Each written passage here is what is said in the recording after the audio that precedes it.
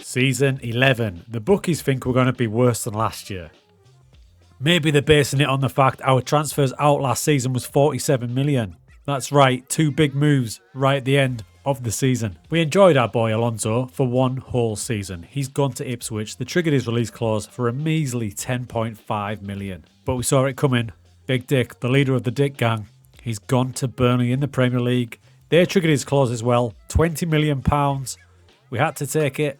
He's gone. That obviously meant we got loads of money. 44 million in the bank. It gave us a little bit to play with in the transfer window. What should I do with that money? What should I...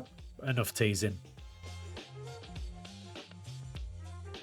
After less than half a season away, Capellas is back. Bournemouth are relegated. They give us him on loan. But even better, our boy Hugo returns to the club. It's a free loan and he's out of contract in the summer. We could get him for free, but he's back. Add to the return of those 2 legends with Benjamin Forshoes in from PSG. I have no idea where to play this guy. I'm kind of tempted to play him back here in midfield, but what do you think? So like I said last time, I don't think we need many players. Well, we didn't. We didn't need hardly any players until those 2 key players left us, Big Dick and the left wing back, which is probably more vital. We made this entire tactic based around his quality. And now he has gone. What do we do? Now, Alonso's backup last season was Samuel. He's decent, but he's more of a backup player. I cannot see him being our starter. We need to find someone who's worthy of that position. The system is entirely built for someone to dominate this flank, so we need someone who's as good or ideally better than Alonso. It's going to be tough though. Now, because the finances are pretty good now, our scouting budget is well up there, so back to worldwide scouting. So we've got a generic left-back search underway, but we can really go for it now because we've got a big scouting squad. I can get detailed here in the search for our left-back. I'm going to send them to specific places around the world.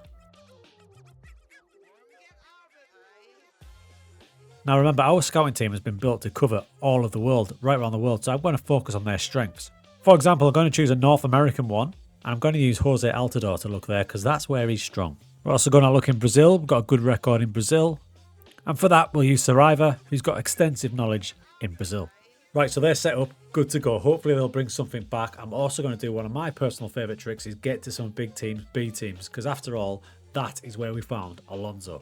So hopefully we'll get to that later and have our new left back to show you. But now I was wondering, how can we improve on this tactic? We scored a boatload of goals last season. We should have done better in the league, I think.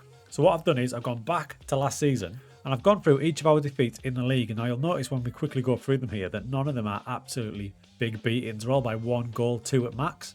But when I went into them, there was more than one game like this one where we absolutely battered them, but somehow managed to lose the match. Here again, here's another one. Another game where we should have won, and if we did win this, we would have comfortably qualified for that Champions League. Even this game against Benfica, we were in it, we had more shots, we probably should have got a result, even though they are the home team and the best team in Portugal. And again, this defeat against Porto, we should have won this match. So, there's things we can do with our tactic in games where we're dominating to make sure we get over the line. Another against Braga. It's good that we look at this because it just shows you what a good season we had and how close it was to being even better. Then I have 2 options. Do I go even more aggressive in games where we're dominating but we haven't got the breakthrough? Or do we pull the brakes on a bit and tighten up the back? Because we're attacking and that formation is attacking, I'm tending to think we find an even more attacking way. And I love this setup and we will start the season with it.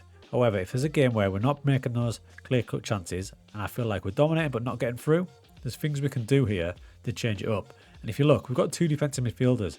I'm thinking of getting pretty extreme with one of them. If this man was to start, he does give us a range of possibilities. You can see he can play anywhere down the middle or even out wide, but mostly down the middle is where it's quite interesting. This means we have options with him. If we're totally dominating, we can potentially move him forward even more, or even put him in the attacking midfield strata alongside the other 2. If we do this, we could obviously just knock Capellas along and he's going to be joined in the pivot by Motta. Then the question would be, what role would he occupy? Would he stay as an attacking midfielder? Would we make him a Basso, even more attacking and knock him to a shadow striker? It's an interesting thing to think about. Now you may be screaming at your TV and saying, why don't you just move someone out wide, someone attacking out wide, or why don't you put another striker on? Because there's not a lot wrong. They are the top scorers in the league and this complete wing back was absolutely fire.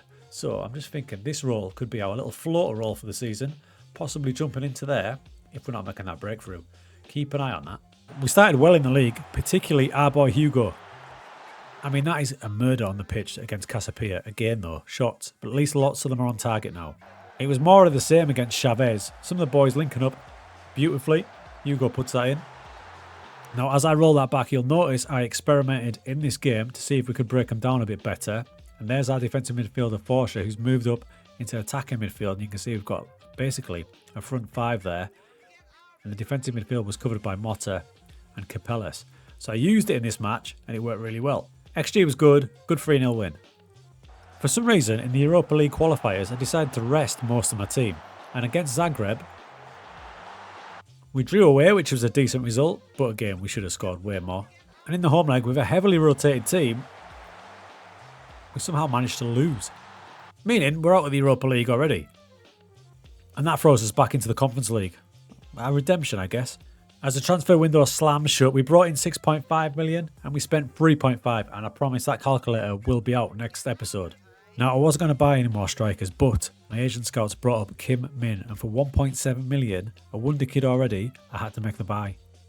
We like our experience at this club, and with Amrabat retiring, I brought in Rodrigo Bentancur. Yes, he's 36, he's not going to start many matches, but he's going to be a solution from the bench to shore up some matches. And here I am at Barcelona. Why am I at Barcelona? Because in the search for a new left back, I ended up in Barcelona's B team, FC Barcelona Athletic, and I've got myself a left back. This is Pep Arnaldo. Now, he is as good, if not potentially better, than the left back we lost. I feel like our problems are solved. He's on loan for the season. We can buy him at any point for 2.7 million, which we will do. We just didn't have enough to buy him in the window. But he is our new complete left wing back. Delighted.